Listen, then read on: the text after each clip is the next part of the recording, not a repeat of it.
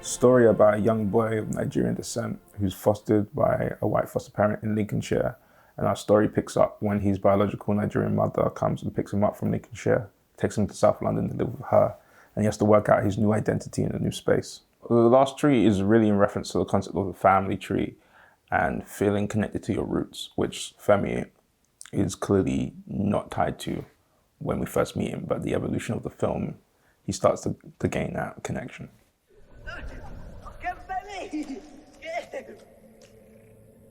Yeah, it's been a lot of fun. It's nice to see people react to our film in sort of different ways and to really connect with it as well.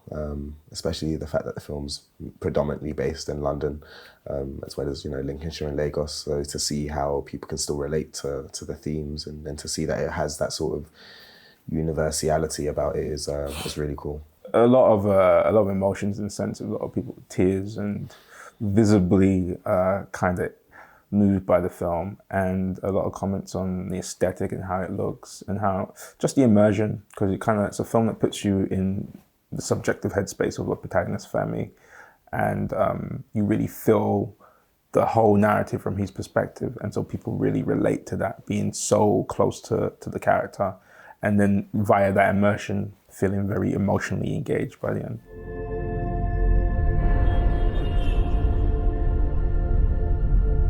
So The Last Tree is semi-autobiographical, so partly based on some of my life experiences. I was fostered, and I was interested in exploring fostering an identity, so I met up with other British Nigerians who were also fostered and spoke to them, got some of their stories, mixed it with my story to kind of create what I guess you could call a new reality. And so that was really the genesis for the film, that kind of dual narrative. And the process then is really getting funding and support to write the script and getting the script to a place where you're happy with to shoot. It's always quite difficult getting a film at a particular budget level funded. We started off on a scheme that was for kind of like first, second time filmmakers. And it took us some time on that scheme to get to a point where we realized that the film was changing and morphing and evolving. And so we kind of came off that scheme, but continued to get development and support from the BFI.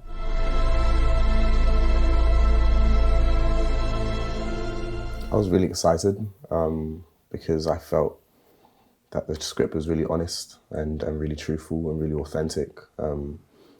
Being raised in London myself, I felt like I connected with Femi's story in many ways. And the element of someone who's been fostered, I just hadn't really seen on screen or really read scripts about it. And then the British Nigerian element, I myself am British Nigerian as well, and being a second generation immigrant, it's like all of the sort of themes and conflicts that Femi faced were things that I felt like I'd seen or had experienced myself in one way or another.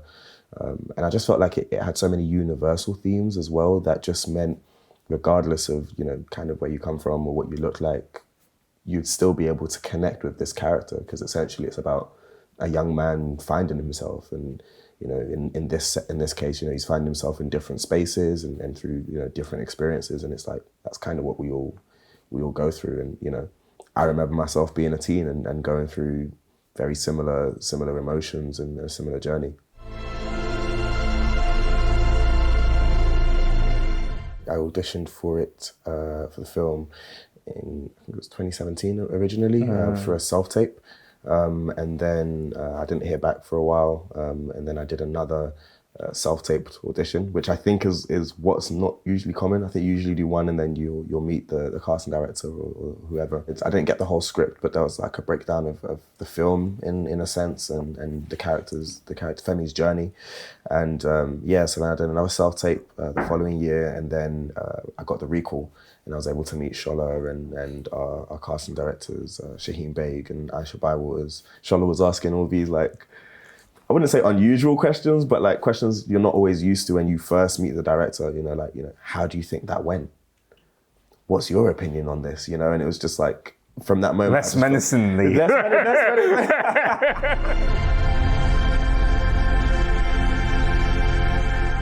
the film takes place in a real kind of subjective way. We're really trying to put you in Femi's head at all times and create a sort of an immersion. So you're not like objectively sat back watching it, you're really engaged with it, with the movie from Femi's perspective. And that's really the key skill through image and sound, amplifying that subjectivity to really make you feel that every footstep you're taking, every space you're entering almost as your Femi, and you're engaging in the world in that way. And that was super key to get that level of immersion and that level of feeling like you're in his head at all times. We use what you call a lot of developing shots, so that the camera is consistently moving with the character. So you're walking with Femi, you might be behind him, and the camera might move alongside him. And there's many scenes where we're trying not to break and have cuts, so that it feels like you're literally moving into spaces with him and you're engaging with him. Well, there's a lot of close-ups as well that really let you see into Sam's eyes, and really get all the kind of like small facial details it's not so much vocalized a lot. There's not super amounts of dialogue in this film, so it's really Sam's performance in his face, his eyes tell you so much more than say words do in certain scenarios, and those are kind of some of the key tricks. We also, with the sound design, are quite experimental, and it's more of an experiential thing than a literal thing a lot of the times. Like when we distort Mace's voice when Sam enters into his flat at the estate, it's because we're making Mace seem larger than life, kind of as Sam experiences him, or Femi, the character. Yeah. The character Femi experiences him. So we're doing that type of work with camera and sound to really put you there.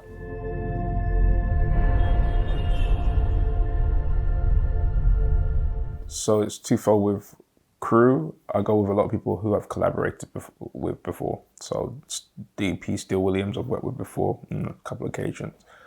Composer Shegun Akinola I've worked with before on a couple of occasions. And editor Mdemiri Nkemi, it's the same deal.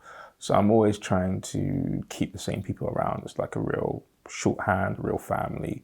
And everyone's skill set, it's the coalescence of everyone's approach that makes the film a whole. I'm super collaborative with them. I take a lot of ideas with them. And it's the same with actors. We had Shaheen Baig and Aisha Waters cast in this film, who are amazing casting directors.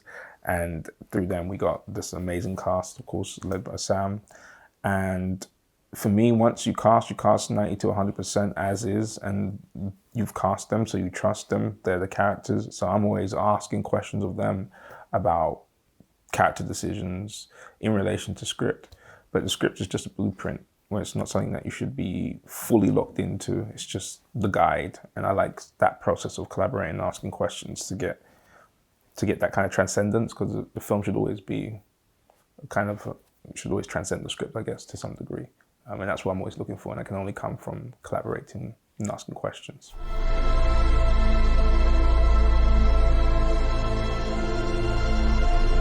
You know, at the heart of this film was a concept of subversion, subverting ideas, biases, or what you might think the baggage that comes along with a film like this. And so it's very important to show nuanced, layered depiction of all of the characters, especially, of course, our lead as a young black man, showing all of the things that have built him, and location as character, how each space informs who he is and presents challenges to him.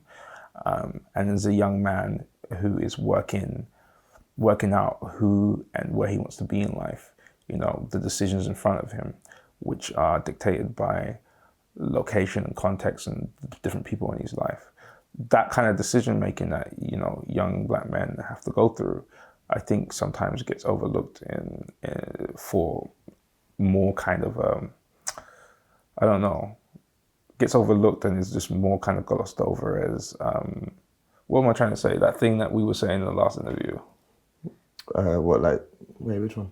The one with... This is a great team. I know. A great team.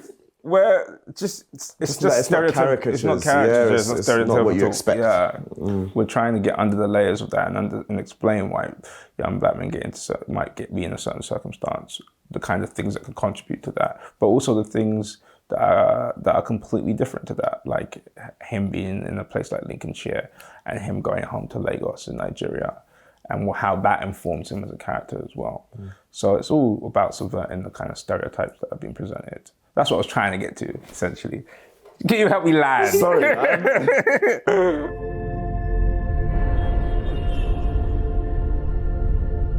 Music's super important in this film, and to me generally, you know, it was probably one of the first artistic outlet I ever had that I was really engaged with.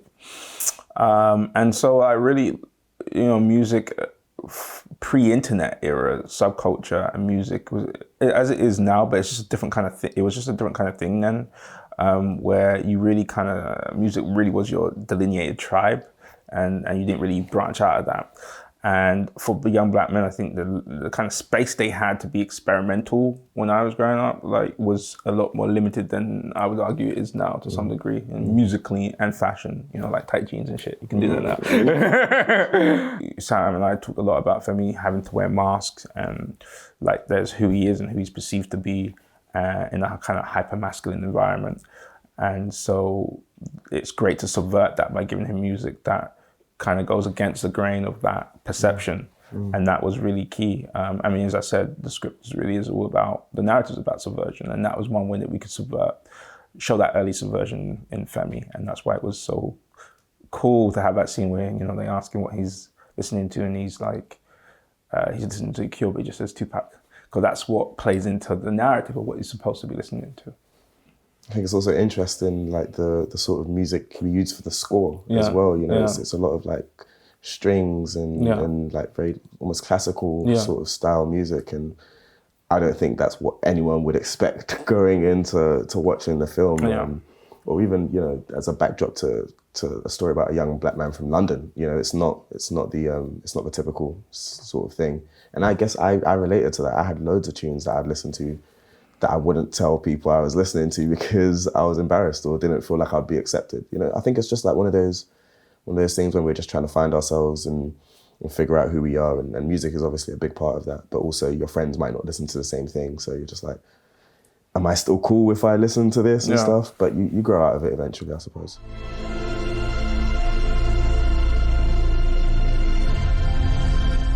I was just intrigued to understand how Sam is finding this moment that he's in, you know, with his first lead role and his face everywhere, and, you know, his next project with BBC America confirmed, and just what that feels like as a young actor when it's all kind of kicking off like that.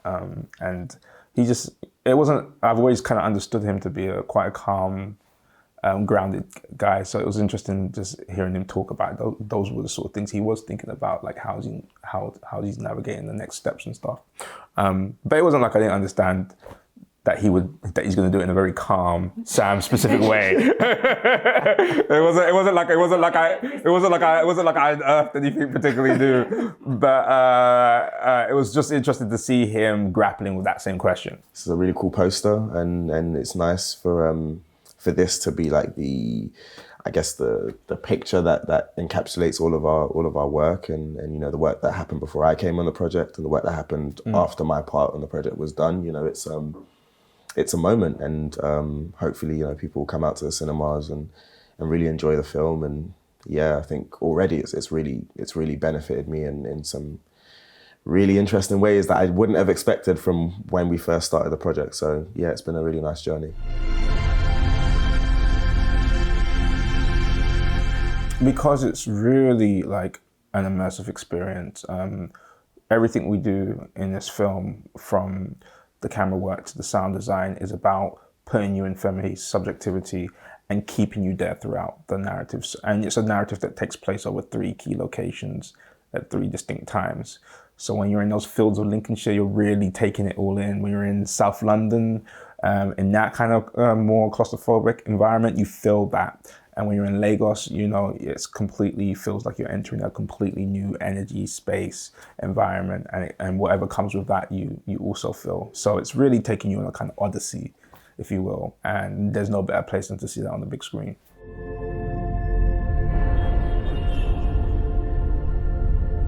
I want someone, I think the breakthrough for the character in this film is when he gets to a place of understanding his past and all of the different identities that he holds, and he feels there's a coalescence. It's not a disruptive thing for him anymore, and I just think that's such a important thing for any individual to get to a point with, feeling at ease with your history, your past, your identity or identities, where we have a multitude, and also not judging books by its cover, because I think this film is all about subversion and disrupting people's notions and ideas and preconceptions, and I think we could all benefit from a little more of that.